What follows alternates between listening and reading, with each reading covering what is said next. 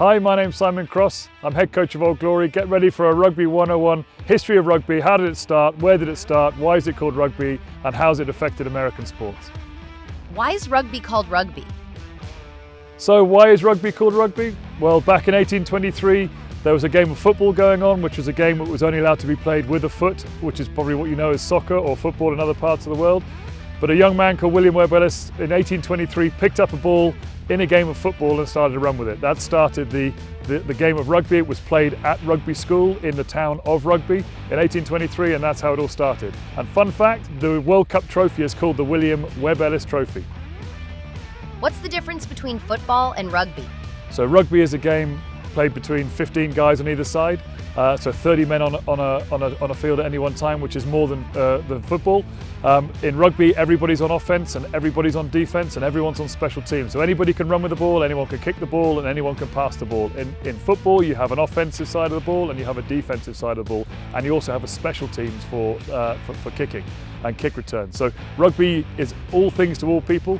It's not quite as specialised as football is, but it's our players are fit, they are strong, they are athletic. And they've got to work for 80 minutes in two 40-minute halves. How has rugby evolved? So rugby became professional in 1995. Before then it was amateur, so everyone had jobs and they trained it in the evenings, but the game was still, it was played in front of thousands and thousands of people. But in 1995, back in the UK, it went professional, and that's now come into the MLR. So the MLR is now 9 years old. Old Glory is in its 7th season. And like I say, these guys that you see behind me and the guys you've been watching, they are full professionals and they're outstanding in their craft. The Rugby World Cup is coming to the United States. So in 2031, the World Cup is coming to the US for the men, and in 2033, the World Cup is coming to the US for the women. So it's an unbelievable time to be a professional athlete, a professional rugby player in the MLR right now in the US. We have the most American-born players of any team in the league, and we're really excited of trying to drive as many of those guys into USA Rugby as possible.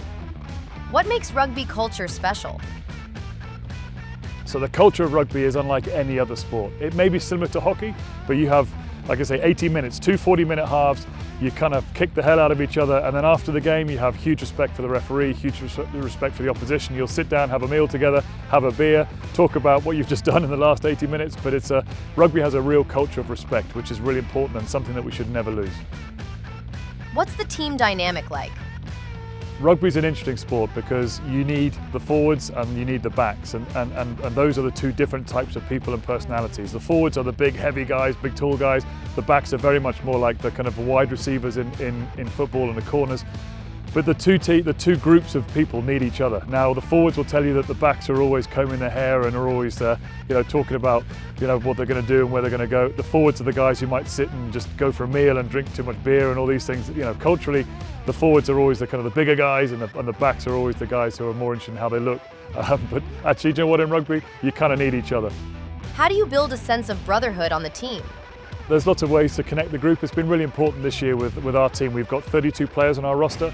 We've had 16 new players, we've had 16 returning players, so it's been really important for us to try and gel and connect the guys as much as possible. So yeah, we have a shoebox where you pull out a piece of paper, and it tells you've written something on the piece of paper which tells everybody else about yourself, and then you have to get up and explain why you put this in there and what it is. So we've got lots of different ways of connecting, certainly going for meals. There's a breakfast club for the front row guys, the backs will often go for coffee, but yeah, just finding different ways of connecting with each other and learning about each other and their families is really important for us, because it is such a physical sport that if you really care about the person you're standing next to, you're way more likely to fight and get off the ground and tackle that a little bit more. So yeah, really important for us that we connect together and we actually really start to understand each other. So thank you for joining us on our Rugby 101. If you want to know more about the history of rugby or you want to know more about Old Glory, hit that subscribe button.